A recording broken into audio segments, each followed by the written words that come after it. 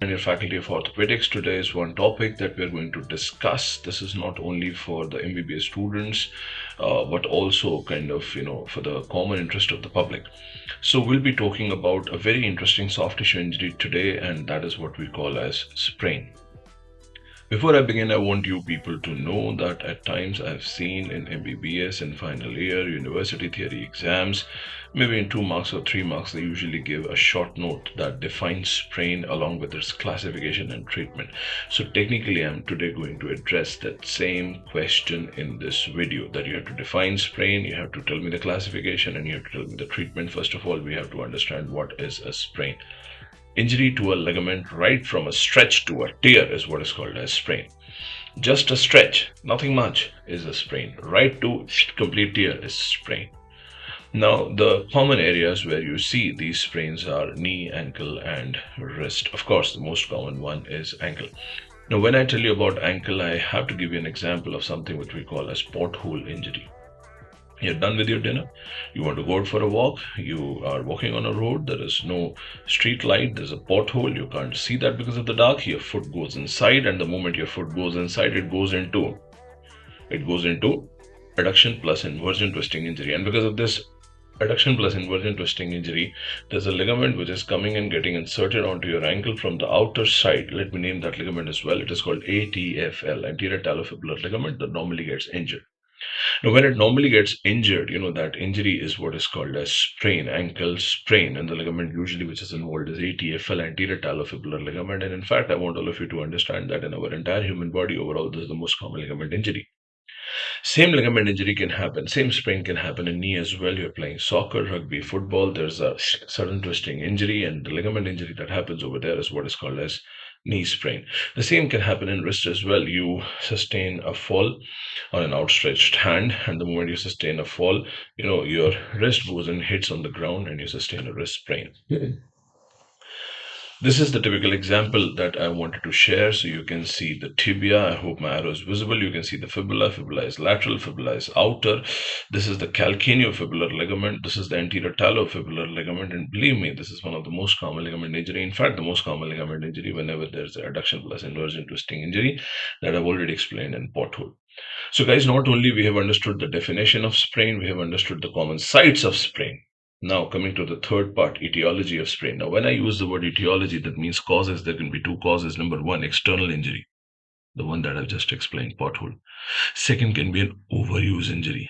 So sometimes, if you are overusing your ligament, and at one point of time that ligament starts failing, that is again another cause. So after definition, after the common sites involved, after etiology, let's talk about the grading of sprain. So sprain is divided into three grades: grade 1, 2, 3, mild, moderate, severe. First of all, let me show you grade 1. So on the left hand side, extreme left, I hope my arrow is visible. You can see healthy ligament. In grade 1, you can see just a stretch. There's nothing apart from just a stretch. There is nothing. So this is grade 1. Grade 2 is an incomplete tear. I'm sure you all can see incomplete tear. Grade 3 is a is a complete total tear. So just a stretch, grade 1, partial incomplete tear, grade 2, complete tear, complete two torn fragments are retracted away from each other. That is grade 3. So after definition, after common sites, after etiology, after grading, let's talk about the clinical picture. Very simple. The clinical picture has to be pain, has to be swelling, has to be tenderness, has to make ecchymosis, has to be bruises, has to be, inability to use that particular limb, one joint above and one joint below.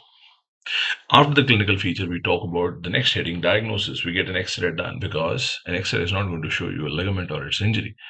But the ligament, if it has been avulsed from the bone, there has to be some bony chip which might have got fractured, and X-ray is done basically to rule out that fracture. So the purpose of X-ray is not to include a sprain, but to exclude a associated bony injury to the sprain. Overall investigation of choice, although this is more of a clinical diagnosis, but overall investigation of choice, MRI. How do you treat? Very simple, RICE protocol. People call it RICE protocol. To be very honest with all of you, I call it TRICE protocol because P for, that's the most important thing, painkiller. Anti-inflammatories, non-steroidal anti-inflammatory drugs are rest. Rest from any activity has to be, considered, and you're supposed to get it from the bed only for the nature's call, and maybe if you want to eat something, otherwise complete bed rest. I is basically for ice packs because you know that icing is very good for acute injury, particularly in the first 48 hours, and that is one common mistake that most of the people do whenever they sustain an injury. They start applying some lotions and oils and ointments and sprays and heat bottles and hot bottles. No, that's a big no.